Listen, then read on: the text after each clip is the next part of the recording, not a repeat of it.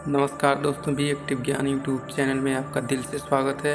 आइए कथा में जानेंगे। आज शुक्राचार्य का कहना न मानकर बलि का वामन जी को दान देना और वामन जी का अपने विश्व रूप से 2 पग में सब भूमि, आकाश और स्वर्ग को नाप लेना।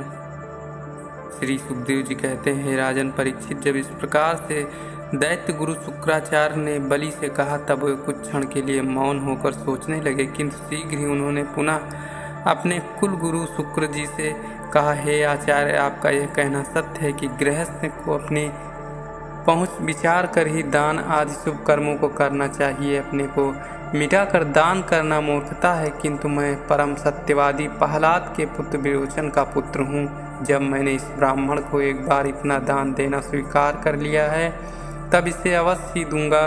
लोभवश उसे अस्वीकार नहीं करूँगा। ऐसी धूर्तता मेरे लिए उचित नहीं है। असत्य से बढ़कर दूसरा पाप नहीं और सत्य से बढ़कर दूसरा धर्म नहीं। मिथ्यावादी को यह पृथ्वी भार के समान समझती है।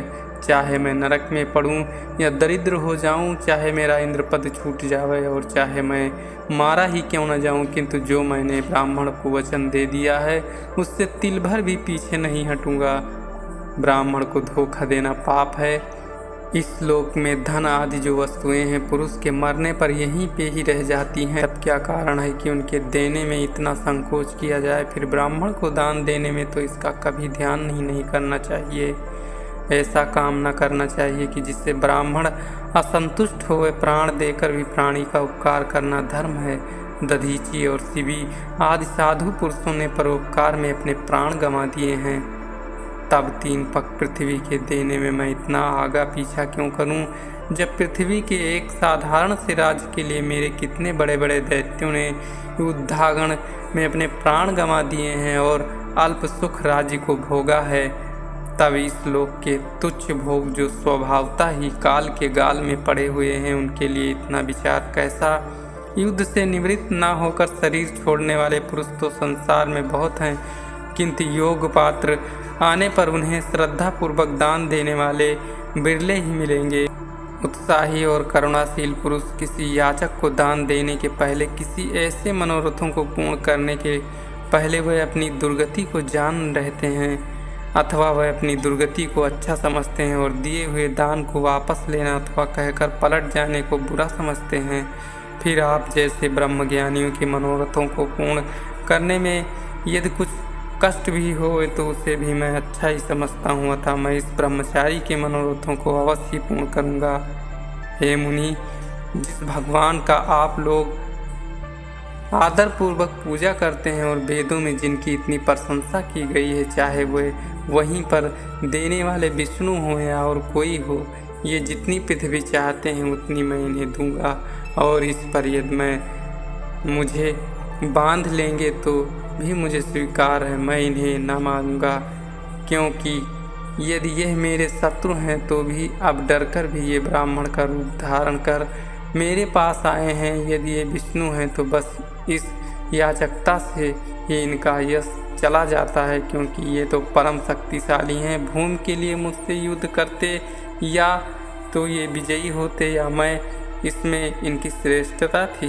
जो भी हो, परंतु जो मैं कह चुका हूँ उतनी पृथ्वी दान में इन्हें दूंगा।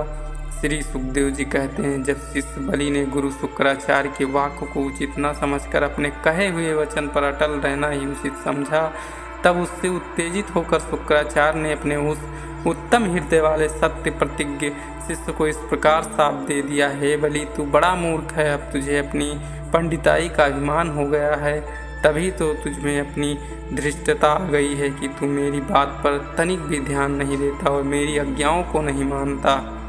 परंतु यह तू अच्छी तरह जान ले कि मेरा कहना न मानने का फल यही होगा कि अब तू शीघ्र ही अपने इस विशाल राज से च्युत हो जाएगा।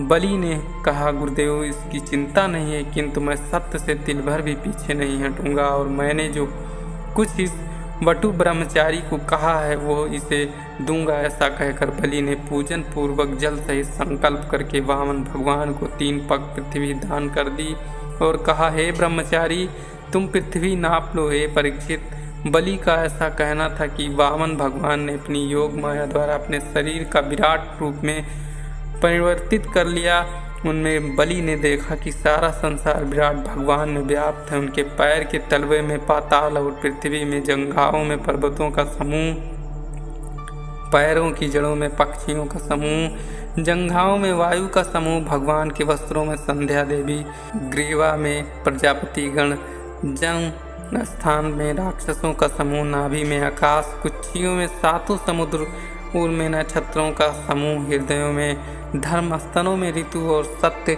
मन में चंद्रमा, वक्षस्थल में कमल युक्त लक्ष्मी, कंठ में सामदेव, भुजाओं में इंद्रादिक देवता, कानों में दिशाएं, सिर व स्वर्ग, केशों में मेघों का समूह, तारिका में पवन, नेत्रों में सूर्य, मुख में अग्नि, वाणी में चारों वेद, जिह्वा में वरुण, भौहों में विधि और निषेध, पलकों में दिन और रात्रि, ललाट में क्रोध, ओष्ठ में लोभ, स्पर्श में कामदेव, तेज में जल, पीठ में अधर्म, पैरों में रखने में यज्ञ, छाया में मृत्यु, हंसने में माया और उनके रोमों में सब जात की औषधियाँ विद्यमान हैं।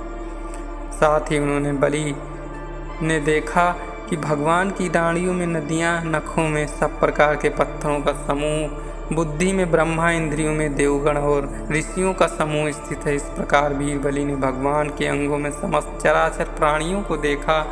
तब उन एक ही सर्वस्वरूप भगवान में समस्त संसार को देखकर दैत्यों की बुद्धि चकरा गई और वह आपस में तरह तरह की बातें करने लगे।